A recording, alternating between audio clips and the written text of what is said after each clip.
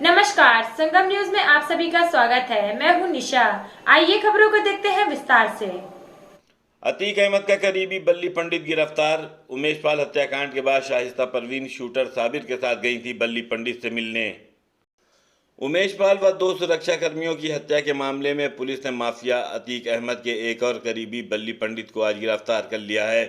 फरार चल रही अतीक अहमद की पत्नी शाहिस्ता परवीन व उमेश पाल हत्याकांड के शूटर साबिर अली तक पहुंचने के लिए पुलिस ने बल्ली पंडित को गिरफ्तार किया है। बताया जा रहा है कि 3 दिन पहले शाहिस्ता परवीन का एक वीडियो वायरल हुआ था, जिसमें साफ दिख रहा था कि शाहिस्ता उमेश पाल हत्याकांड के शूटर साबिर के साथ पैदल जाते दिख रही थी। शाहिस्ता के नीवा में बल्ली पंडित से ही मिलने जाने की बात कही जा रही है। वीडियो वायरल होने के बाद से पुलिस बल्ली पंडित की तलाश में जुटी थी। मुखबिर की सूचना पर पुलिस ने बल्ली पंडित को गिरफ्तार कर लिया। उसे एकांत में रखकर शाहिस्ता और शूटर साबिर के बारे में जानकारी ली जा रही है। माफिया अतीक अहमद की पत्नी शाहिस्ता परवीन पर पुलिस इनाम बढ़ाने की कर रही है तैयारी।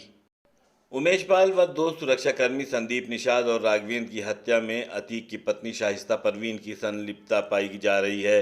उमेश पाल की पत्नी जया पाल ने साबरमती जेल में बंद माफिया अतीक अहमद, उसके भाई बरेली जेल में बंद अशरफ, अतीक की पत्नी शाहिस्ता, बेटे असद, गुड्डू मुस्लिम समेत अन्य शूटरों पर मुकदमा दर्ज कराया था।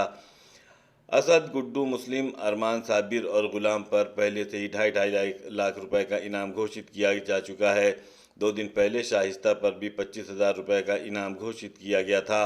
अब शाहिस्ता पर घोषित इनाम की राशि पुलिस बढ़ाकर 2.5 लाख रुपए करने की तैयारी में है। प्रयागराज शहर के करेली थाने में वकीलों पर दर्ज एफआईआर के विरोध में आज जिला कचहरी में वकीलों ने किया हड़ताल। प्रयागराज शहर के जिला कचहरी में आज वकीलों ने कार्य बहिष्कार का ऐलान कर दिया। अधिवक्ताओं का कहना है कि विगत दिनों करेली थाने में अधिवक्ता रणविजय सिंह व मोहम्मद आसिफ के ऊपर गलत तरीके से लिखाई गई एफआईआर के विरोध में आज उन्होंने कचहरी में ये हड़ताल की है। अधिवक्ताओं ने ये भी कहा कि पुलिस के आला अधिकारी मिलने का समय भी नहीं देते, जिससे कि अधिवक्ता अपनी बात रख सकें। उन्होंने आगे कहा कि पुलिस लगातार अधिवक्ताओं का उत्पीड़न कर रही है और फर्जी मुकदमे उन पर लिखाए जा रहे हैं। करेली थाने में दर्ज हुई एफआईआर पर अधिवक्ताओं ने निष्पक्ष जांच की मांग की है। आज कचहरी में हड़ताल होने का मुख्य कारण हमारे बड़े भाई अधिवक्ता रणविजय सिंह और छोटे भाई मोहम्मद आसिफ, इन दोनों पे फर्जी तरीके से जो थाना करेली के अंतर्गत एफआईआर करवाई गई है, इसी के उपलक्ष्य में आज सारे अधिवक्ता मगन मिलकर एक साथ न्यायिक कार्य से विरत है। यही मेन कारण है। और जिस तरह फर्जी एफआईआर करके अधिवक्ताओं को फंसाने का काम किया जा रहा है, सरकार इस पर कोई सहयोग नहीं कर रही है, किसी प्रकार का ध्यान नहीं दे रही है। इसी तरह अगर अधिवक्ता सुरक्षित नहीं रहेगा, एक माहौल सुरक्षित नहीं मिलेगा, तो अधिवक्ता न्यायिक कार्य नहीं कर पाएगा। जब अधिवक्ता ही सेफ नहीं रहेगा तो किस प्रकार वो किसी कार्य को आगे बढ़ाएगा। इसी तरह आए दिन जो हो रही है अधिवक्ताओं पे, जैसे हमारे बड़े भाई रणविजय सिंह पर हुई, मोहम्मद आसिफ पर हुई, इसी तरह की फर्जी एफआईआर आए दिन हो रही है। अधिकारियों के पास समय नहीं है कि 2 मिनट का हमको समय दिया जाए कि हम अपनी बातों को वहां तक रखें। अगर फर्जी एफआईआर है तो उसको स्पंज किया जाए। इसी उपलक्ष्य में आज सारे अधिवक्ता मिलकर न्यायिक कार्य से जिला कचहरी प्रयागराज प्रांगण में न्यायिक कार्य से विरत है। आपकी मांग क्या है? हमारी मांग ये है कि निष्पक्ष कार्रवाई की जाए। जरूरी नहीं कि हम अधिवक्ता जो हम कह रहे हैं उसी को सुना जाए। निष्पक्ष कार्रवाई करके जो उचित हो उसी के आधार पर कार्रवाई को आगे बढ़ाते हुए, अगर सही है तो उसमें चार्जशीट लगाई जाए, नहीं तो एफआईआर लगा के उसको स्पंज किया जाए, खत्म किया जाए मुकदमा। क्या नाम है आपका? हमारा नाम है अधिवक्ता सत्यवान सिंह, जनपद कचहरी न्यायालय प्रयागराज। 12 सूत्री मांगों को लेकर आशा वर्कर ने आज जिलाधिकारी प्रयागराज के कार्यालय पर किया घेराव। उत्तर प्रदेश आशा वर्कर यूनियन द्वारा डीएम कार्यालय का घेराव करते हुए अपनी कई मांगों को लेकर प्रदर्शन किया गया, जिसमें 1 लाख का स्वास्थ्य बीमा, 50 लाख रुपए का बीमा कवर, ईएसआई की सदस्यता के अलावा तनख्वाह में वृद्धि एवं मानदेय में वृद्धि मुख्य मांगे थीं। सैकड़ों की संख्या में आशा कार्यकर्ताएं डीएम कार्यालय पहुंची और उन्होंने घेराव किया। आशा कार्यकर्ताओं ने कहा कि उन्हें दिन में 10 से 16 घंटे ड्यूटी करनी पड़ती है, वहीं उनके मिलने वाले मानदेय काफ़ी कम है, जिसकी वजह से ना तो परिवार ठीक से चल पा रहा है और ना ही अपना काम वो कर पा रही हैं। इस विषय में आशा कार्यकर्ताओं का साफ कहना है कि या तो मानदेय में वृद्धि की जाए या निश्चित समय में ही ड्यूटी कराई जाए। सुबह से लेकर दोपहर तक हम लोग हॉस्पिटलों में काम करते हैं, उसके बाद हमें गांव-गांव में घूम कर डाटा इकट्ठा करना पड़ता है।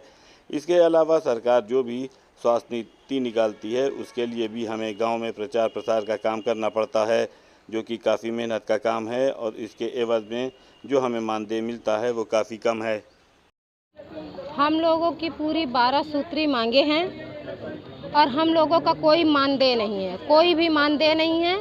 हम लोगों के एक 1800-2200 रुपये प्रोत्साहन राशि दी जाती है, जो कि अब हम प्रोत्साहन राशि में कार्य नहीं करेंगे। हम लोगों के राज्य कर्मचारी का दर्जा दे सरकार, 21,000 मेरा वेतन लागू करे। हाँ, और हम लोगों के आज 1 मार्च को 3 मार्च को जो धरने थे वो समाप्त हो चुके। आज 13 मार्च, इसके बाद हम लोग 17 मार्च तक हम लोगों का भी प्रोग्राम चलेगा। अगर सरकार हम लोगों की मांगों को नहीं मानती है, अपने कान में ऐसे जो उसके कान में नहीं रेंग रही है, तो हम आशा बहनें अपनी ताकत लगा के उसको दिखा देंगे कि आशा बहनें क्या कर रही हैं। जब तक आप उनकी मांगें पूरी नहीं होंगी, हड़ताल पर रहेंगे? जी हाँ, हम लोग हड़ताल पे रहेंगे। क्या नाम है आपका? मेरा नाम है रंजना भारती, आशा ब्लॉक चाका।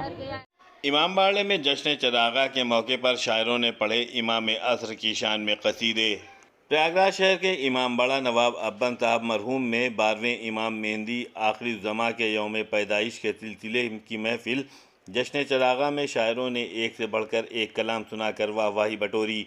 आयोजक अस्करी अब्बास, अर्श अब्बास व अकबर अब्बास के संयोजन और मौलाना रज़ा अब्बास के संचालन में अज़ाखाने पर आयोजित होने वाली महफिल अपनी रवायत के मुताबिक तय समय पर संपन्न हुई। महफिल में शायर अनवर अब्बास, ज़की अहसन, हसनैन मुस्तफ़ाबादी, अनवर कमाल, डॉक्टर नयाब बलियावी, डॉक्टर कमर आबदी, रुस्तम साबरी, शहनशाह सोनवी, जलाल सिरसवी, जावेद रिजवी, करारवी, शारिफ आबदी, दानियाल इलाहाबादी आदि ने इमाम असर की शान में कसीदे पढ़े। मौलाना सैयद ज़ाहिर हुसैन नकवी ने इमाम मेहंदी आखिरी ज़मा के हयात व ज़िंदगी का तज़किरा करते हुए हर दम उनके इंतज़ार में रहने की बात कही। रियाज मिर्ज़ा व शुजा मिर्ज़ा ने सलाम तो मौलाना रज़ा अब्बास ज़ैदी ने पेशखानी के फ़राइज़ को अंजाम दिया।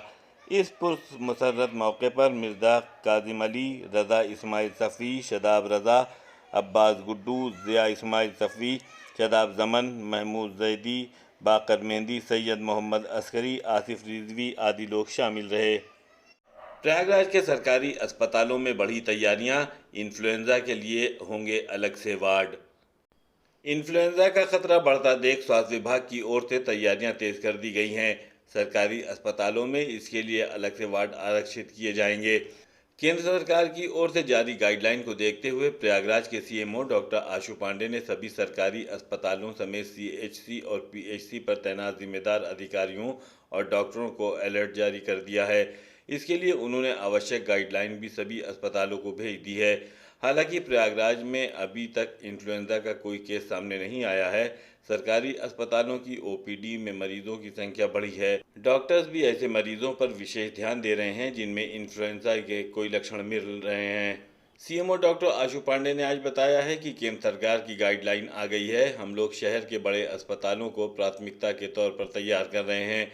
SRN अस्पताल बेली और कॉलविन में इन्फ्लुएंजा पीड़ित मरीज के लिए अलग वार्ड आरक्षित होगा, ताकि इन्फ्लुएंजा को संदिग्ध मरीज भी आता है तो उसे इस आरक्षित वार्ड में भर्ती कर उसका इलाज कराया जा सके।